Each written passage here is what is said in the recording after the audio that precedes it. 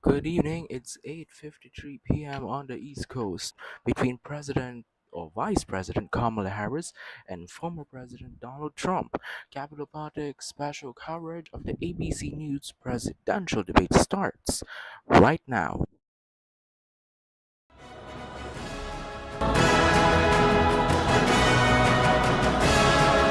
This is the presidential debates. Now reporting. All right, so sorry we're reconnecting. As I've said, there are so many events happened since the last presidential debate. We witnessed President Biden, the growing goals for president, eventually his withdrawal, and then we also saw former President Trump in an assassination attempt. But after that, the conventions, former President Trump chose Senator J.D. Vance of Ohio to be his running mate. We have also saw uh, and yes, President Biden withdrawing from the race July 21st. And after that we witnessed uh, the president passing the torch, quote unquote, to Vice President Kamala Harris, where the vice president formally got the nomination without any contest.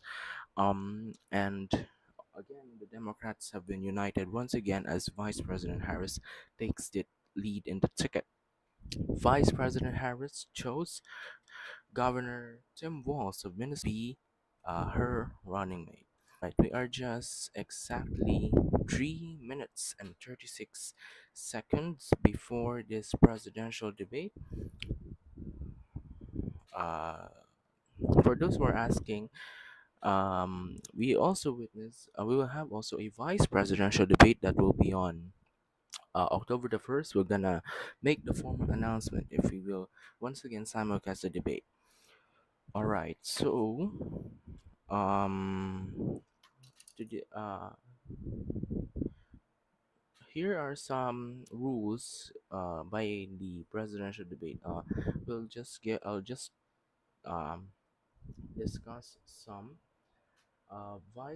There was a this only rule I'll discuss because I think all these rules will be discussed by the moderators, ABC's David Muir and Lisa Davis. A coin flip was held virtually on Tuesday, September 3rd to determine podium placement and order of closing statements. Former President Donald Trump won the coin toss and chose to select the order of statements. The former president will offer the last closing statement, and Vice President Harris elected. Um, I think it was the same area President Biden chose during the debate. CNN presidential debate. All right. Um, let's see if we have now the presidential debate. All right. So we still don't have the presidential debate. We'll be right back. Just a short while. This is Capital Politics special coverage of the presidential debate.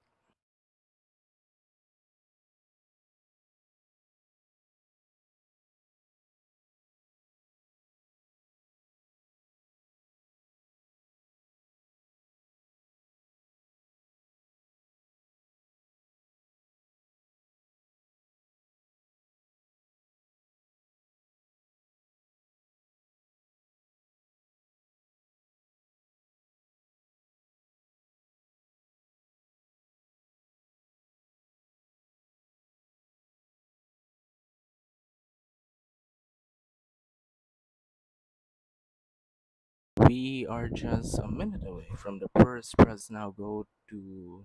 Okay. Here's the live so far. All right. They're using moderators see the country we see their ABC's Martha Reddits and Josh and Carl with Rachel Scott and Mary Bruce discussing first this presidential debate. It's now 8:59 p.m. on the East Coast, and here's Capital Politics special coverage of the presidential debate.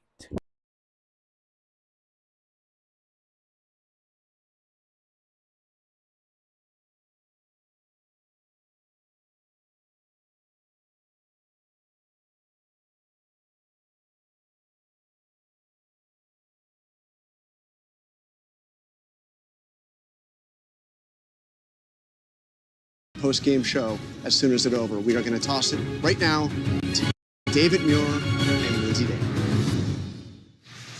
Tonight, the high-stakes showdown here in Philadelphia between Vice President Kamala Harris and former President Donald Trump.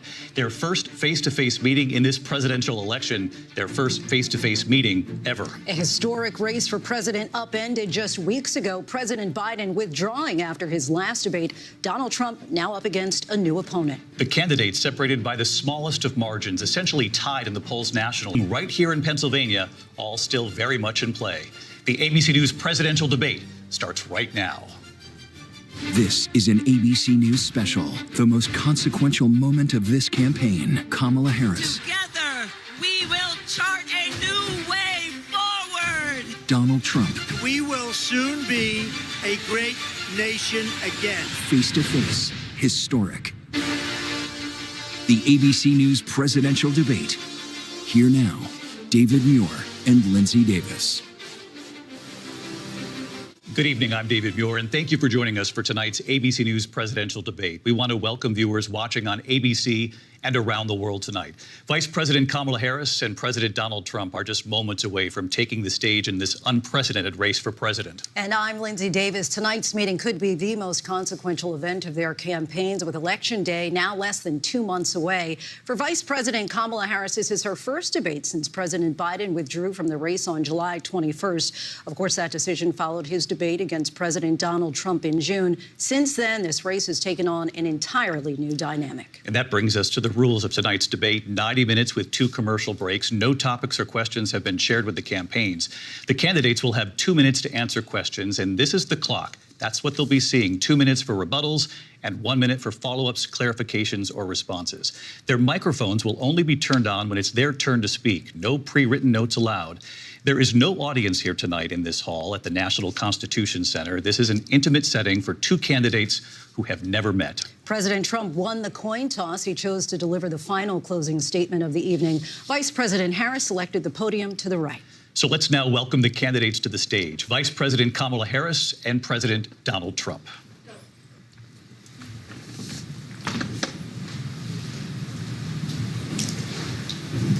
Kamala Harris. Let's have a good debate. Welcome to you both tonight. Good evening. We are looking forward to a spirited and thoughtful debate. So let's get started.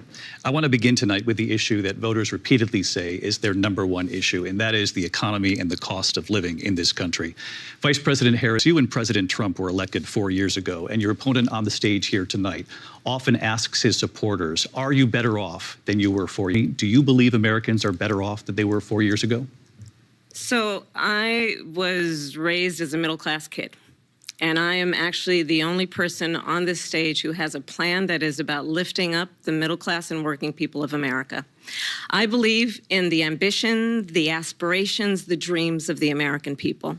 And that is why I imagine and have actually a plan to build what I call an opportunity. We know that we have a shortage of homes and housing, and the cost of housing is too expensive for far too many people. We know that young families need support to raise their children, and I intend on extending of $6,000, which is the largest child tax credit that we have given in a long time, so that those young families can afford to buy a crib, buy a car seat, buy clothes for their children. My passion, one of them, is small businesses. My mother raised my sister and me, but there was a woman who helped raise us. We call her our second mother. She was a small business owner. I love our small businesses. My plan is to give a $50,000 tax deduction to start up small businesses, knowing they are part of the backbone of America's economy. My opponent, on the other hand, his plan is to do what he has done before, which is to provide a tax cut for billionaires and big corporations, which will result in $5 trillion to America's deficit. My opponent has a plan that I call the Trump's sales tax, which would be a 20% tax on everyday goods that you rely on to get through the month.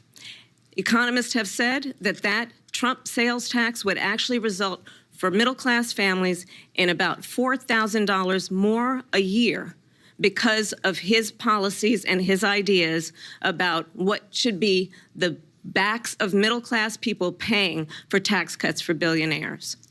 President Trump, I'll give you 2 minutes. First of all, I have no sales tax. That's an incorrect statement. She knows that. We're doing tariffs on other countries. Other countries are going to finally, after 75 years, pay us back for all that we've done for the world. And the tariff will be substantial in sums of dollars, as you know, from China. In fact, they never took the tariff off because there was so much money they can't. It would totally destroy everything that they've set out to do. They're taking in billions of dollars from China and other places. They've left the tariffs on. When I had it, I had tariffs, and yet I had no inflation. Look, we've had a terrible economy because inflation which is really known as a country buster. It breaks up countries. We have inflation like very few people have ever seen before, probably the worst in our nation's history. We were at 21%, but that's being generous because many things are 50, 60, 70, and 80% higher than they were just a few years ago. This has been a disaster for people, for the middle class, but for every class. On top of that, we have millions of people pouring into our country from prisons and jails, from mental institutions and insane asylums, and they're coming in and they're taking jobs that are occupied right now by African Americans. So unions are going to be affected very soon. And you see what's happening. You see what's happening with towns throughout the United States. You look at Springfield, Ohio. You look at Aurora, taking over the towns. They're taking over buildings. They're going in violently. These are the people that she and Biden led into our country, and they're destroying our country. They're dangerous. They're at the highest level of criminality, and we have to get them out. We have to get them out fast. I created one of the greatest economies in the history of our country. I'll do it again and even better. During this debate, but I would like to let Vice President Harris respond on the economy here. Well, I would love to. Let's talk about what Donald Trump left us. Donald Trump left us the worst unemployment since the Great Depression. Public health epidemic in a century. Donald Trump left us the worst attack on our democracy since what we have done is clean up Donald Trump's mess. What we have done and what I intend to do is build on what we know are the aspirations and the hopes of the American people. But I'm going to tell you all in this debate tonight, you're going to hear from a bunch of lies, grievances. You're going to hear tonight is a detailed and dangerous plan called Project 2025 that the former president intends on implementing if he were elected again.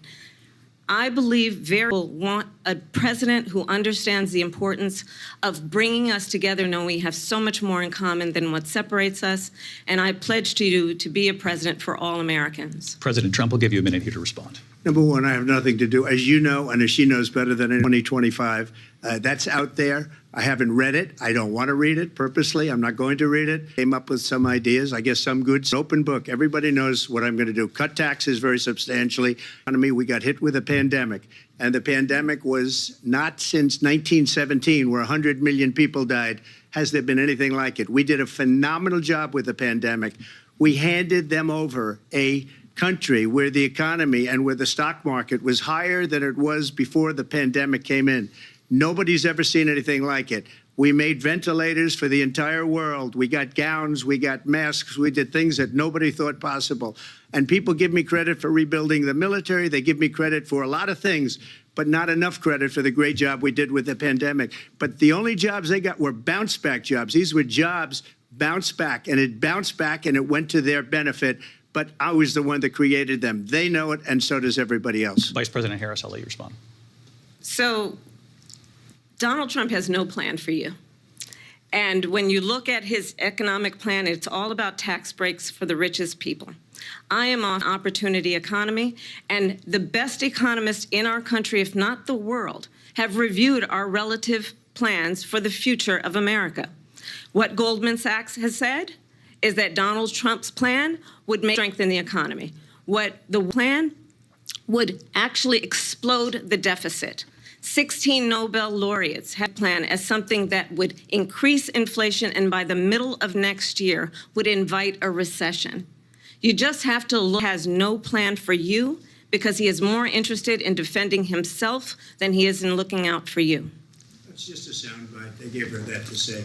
Look, plan. It's a great plan. It's a plan that's going to bring up our worth, our value as a country. It's going to make people want to be able to go and work and create jobs and create money for our country. And just to finish off, She doesn't have a plan. And it's like 4 sentences, like run, spot, run. 4 sentences that are just, oh, we'll try and lower taxes. She doesn't have a plan. Take a look at her plan. She doesn't have a plan. Mr. President, I do want to drill down on something you both brought up. The Vice President brought up your tariffs. You responded, and let's drill down on this, because your plan is what she calls, proposal calls for tariffs, as you pointed out here, on foreign imports across the board. You recently